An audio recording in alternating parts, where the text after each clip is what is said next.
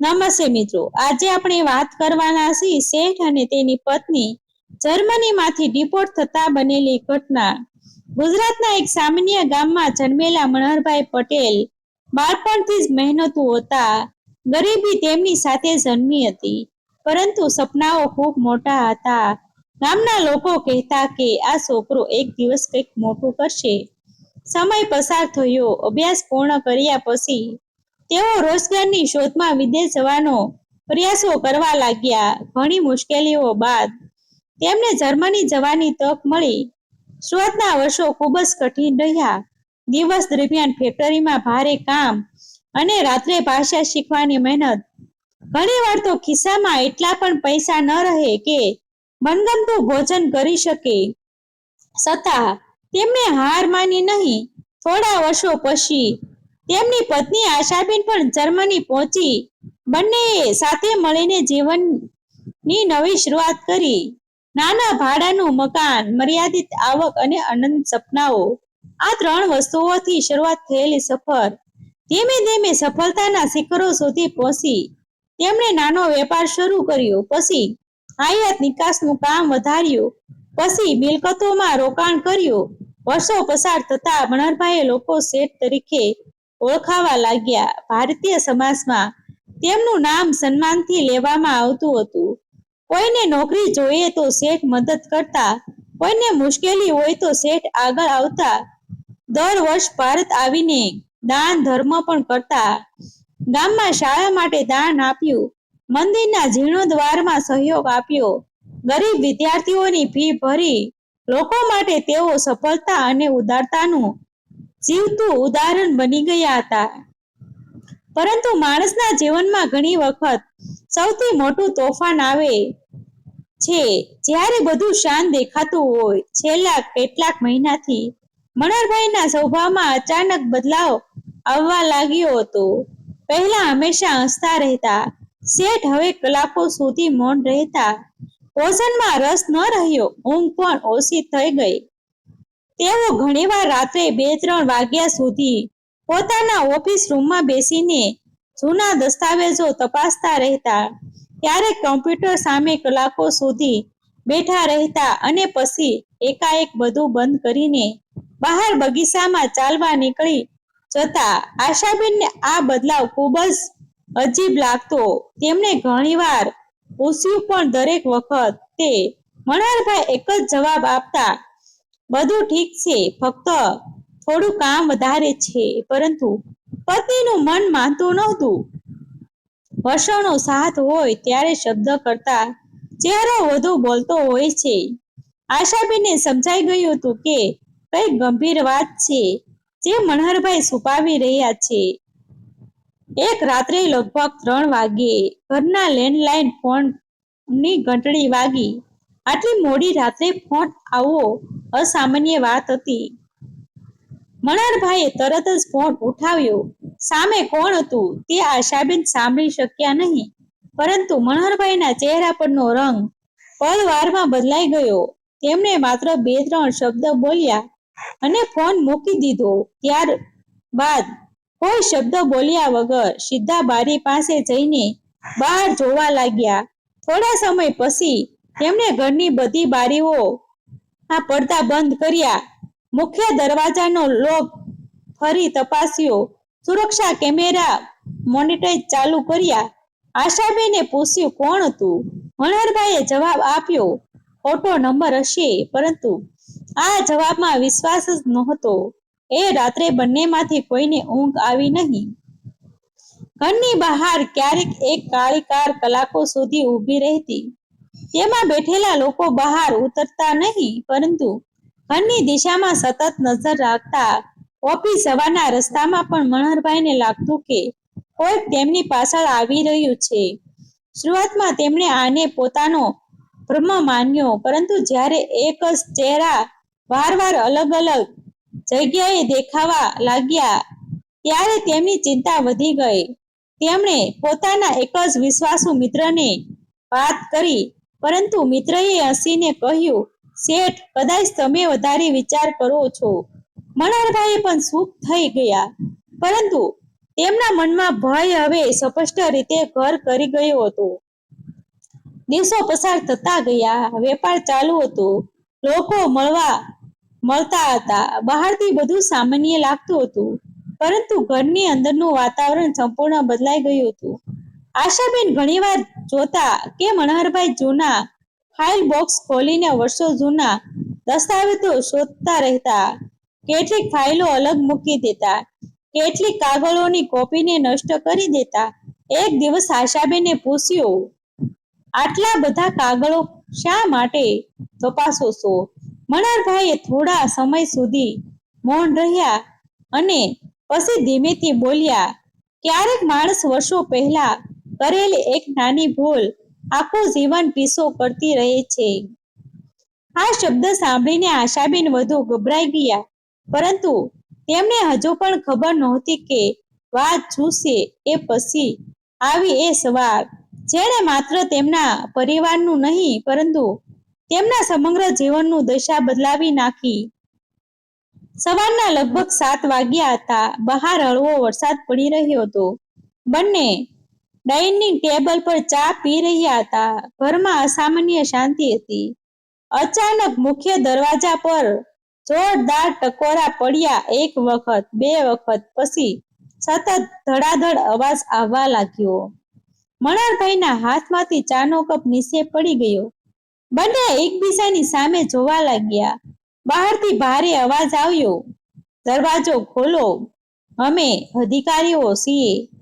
એ અવાજ સામાન્ય નહોતો, તેમાં કડકાઈ હતી, આદેશ હતો અને ઉતાવળ પણ હતી. મનહરભાઈએ ધીમે ધીમે દરવાજા તરફ આગળ વધ્યા. દરેક પગલું જાણે શીશા જેટલું ભારે લાગતું હતું. તેમણે દરવાજાની નજીક જઈને કેમેરામાં જોયું અને જે દ્રશ્ય દેખાયું તે જોઈને તેના પગ નીચેની જાણે જમીન જ સરકી ગઈ. ઘરની બહાર માત્ર 2 કે 3 નહીં, પરંતુ અનેક અધિકારીઓ ઊભા હતા. તેમની પાછળ પોલીસની ગાડીઓ, અધિકારીઓના વાહનો અને આસપાસ ઊભેલા ઉત્કૃત પાડોશીઓનું મોટું ટોળું દેખાતું હતું. આશાબેન પણ પાછળથી આવીને સ્ક્રીન તરફ જોયું અને તેમના હોઠમાંથી માત્ર એક જ શબ્દ નીકળ્યો, હે ભગવાન! દરવાજા પર સતત ટકોરા પડી રહ્યા હતા. આખું ઘર જાણે શ્વાસ રોકીને ઊભું હોય એવી સ્થિતિ હતી. મનહરભાઈએ ધીમા હાથમાંથી દરવાજો ખોલ્યો. સામે જર્મન ઇમિગ્રેશન વિભાગના અધિકારીઓ, પોલીસ અને તપાસ અધિકારીઓ ઊભા હતા. મુખ્ય અધિકારીઓએ પોતાના ઓળખપત્ર બતાવ્યું અને શાંત પરંતુ કડક અવાજમાં કહ્યું, અમારી પાસે કોર્ટનો આદેશ છે. અમારે તમારે દસ્તાવેજોની તપાસ કરવાની છે. કૃપા કરીને સહકાર આપજો. આ શબ્દ સાંભળતા જ આશાબેનના ચહેરાનો પરથી લોહી ઉતરી ગયું. મનહરભાઈએ એક જ ક્ષણ માટે આંખો બંધ કરી, જાણે તેઓ આ દિવસની રાહ જોઈ રહ્યા હોય. અધિકારીઓને ઘરની અંદર પ્રવેશ્યા. દરેક રૂમની તપાસ શરૂ થઈ. કબાટ ખુલ્યા, ઓફિસ રૂમની ફાઇલો બહાર આવી, કોમ્પ્યુટરો જપ્ત થયા, દસ્તાવેજોના બોક્સ ખોલવામાં આવ્યા. બહાર પાડોશીઓની ભીડ વધી રહી હતી, જેઓ ગઈકાલ સુધી શેઠને સલામ કરતા હતા. તેઓ આજે બારીઓમાંથી આ દ્રશ્ય જોઈ રહ્યા હતા. કોઈને કંઈ સમજાતું નહોતું, પરંતુ અફવાઓની શરૂઆત થઈ ગઈ હતી. તપાસ લગભગ 3 કલાક સુધી ચાલી. અંતે મુખ્ય અધિકારીએ મનહરભાઈને કેટલાક દસ્તાવેજો બતાવ્યા અને પૂછ્યું, શું આ દસ્તાવેજો સાચા છે? મનહરભાઈ લાંબા સમય સુધી ચૂપ રહ્યા, પછી ધીમેથી માથું નમાવ્યું. આશાબેન ચોંકી ગયા. તેમણે ક્યારેક પોતાના પતિને આટલા નિરાધાર જોયા નહોતા. અધિકારીએ જણાવ્યું કે વર્ષો પહેલા જર્મનીમાં રહેવા અને વેપાર સંબંધી કેટલીક મહત્વની માહિતી સત્તાવાર રેકોર્ડમાં ખોટી રીતે રજૂ કરવામાં આવી હતી. લાંબી તપાસ પછી આ ગેરરીતિઓ સામે આવી હતી અને હવે કાયદા મુજબ કાર્યવાહી અનિવાર્ય હતી. વર્ષો સુધી બધું સામાન્ય ચાલતું રહ્યું, પરંતુ રેકોર્ડની નવી તપાસ દરમિયાન જૂની વિગતો ફરી સામે આવી ગઈ હતી. મનોહરભાઈએ કંઈક બોલવાનો પ્રયાસ કર્યો, પરંતુ શબ્દ ગળામાં જ અટકી ગયા. આશાબેન રડી પડ્યા. તેઓ વારવાર એક જ પ્રશ્ન પૂછતા હતા, આટલા વર્ષો પછી આવું કેમ? પરંતુ હવે કોઈ જવાબની પરિસ્થિતિ બદલાવાની નહોતી. અધિકારીઓએ તેમને જરૂરી સામાન તૈયાર કરવા કહ્યું. ઘરમાં વર્ષોની જમા કરેલી યાદો, દિવાલો પર લાગેલા પરિવારના ફોટા, ભગવાનની મૂર્તિ, બાળકોના બાળપણના ચિત્રો, આ બધું પાછળ રહી જવાનું હતું. આશાબેન છેલ્લી વાર ઘરના દરેક ખૂણાને જોયા. તેમની આંખોમાંથી આંસુ રોકાતા નહોતા. મનોહરભાઈ શાંત હતા. કદાચ તેમને અંદરથી સમજાઈ ગયું હતું કે હવે પાછા વળવાનો કોઈ રસ્તો નથી. થોડી જ વારમાં બંને અધિકારીઓ સામે ઘરની બહાર લાવવામાં આવ્યા. બહાર ઉભેલા લોકોની નજરો તેમના પર જ હતી. કોઈ દયા દર્શાવી રહ્યું હતું, કોઈ આશ્ચર્યમાં હતું, તો કોઈ અંદાજો લગાવી રહ્યું હતું. જે વ્યક્તિ વર્ષો સુધી સફળતાનું પ્રતીક માનવામાં આવતી હતી, તે આજે નિશબ્દ માથું ઝુકાવીને પોલીસની ગાડીમાં બેસી રહી હતી. આશાબેન પાછળ વળી પોતાના ઘરને છેલ્લી વાર જોઈ રહ્યા હતા. એ ઘરમાં તેમણે જીવનના સૌથી સુંદર વર્ષો વિતાવ્યા હતા, પરંતુ હવે તે ઘર તેમની માટે માત્ર એક યાદ બની રહ્યું હતું. એરપોર્ટ સુધીનો રસ્તો અસામાન્ય રીતે લાંબો લાગતો હતો. ગાડીમાં કોઈ વાત કરતું નહોતું. આશાબેન ધીમેથી બોલ્યા, જો તમે મને પહેલા કહ્યું હોત તો કદાચ આપણે કોઈ રસ્તો શોધી શકતા. મનોહરભાઈએ ખૂબ ધીમા અવાજમાં જવાબ આપ્યો, મને લાગતું હતું કે બધું ઠીક થઈ જશે. હું તને ચિંતા કરવા માંગતો નહોતો, પણ કેટલીક ભૂલો એવી હોય છે જે સમય જતા ભૂસાતી નથી. આ શબ્દ સાથે બંને ફરી મૌન થઈ ગયા. એરપોર્ટ પર જરૂરી કાયદાકીય પ્રક્રિયા પૂર્ણ થઈ. તેમની મુસાફરી હવે પસંદગી નહોતી, પરંતુ કાનૂની નિર્ણયનો ભાગ હતી. વિમાનમાં બેઠા પછી આશાબેન બારી બહાર જોતા રહ્યા. જર્મનીની ધરતી ધીમે ધીમે નજરથી દૂર થવા લાગી. વર્ષોની મહેનત, સપનાઓ, સંબંધો અને યાદો બધું પાછળ રહી ગયું. મનોહરભાઈએ આંખો બંધ કરી. કદાચ તેઓ પોતાના જીવનની દરેક ઘટનાને ફરી યાદ કરી રહ્યા હતા. ભારતમાં પહોંચ્યા પછી પરિવારો તેમને લેવા આવ્યા. સૌના ચહેરા પર પ્રશ્ન હતા, પરંતુ કોઈને તરત જ કંઈ પૂછ્યું નહીં. થોડા દિવસો સુધી મનોહરભાઈ ઘરની બહાર પણ ન નીકળ્યા. તેઓ લાંબા સમય સુધી એકલા બેસી રહેતા. એક સાંજે આખો પરિવાર તેમની આસપાસ બેઠો હતો.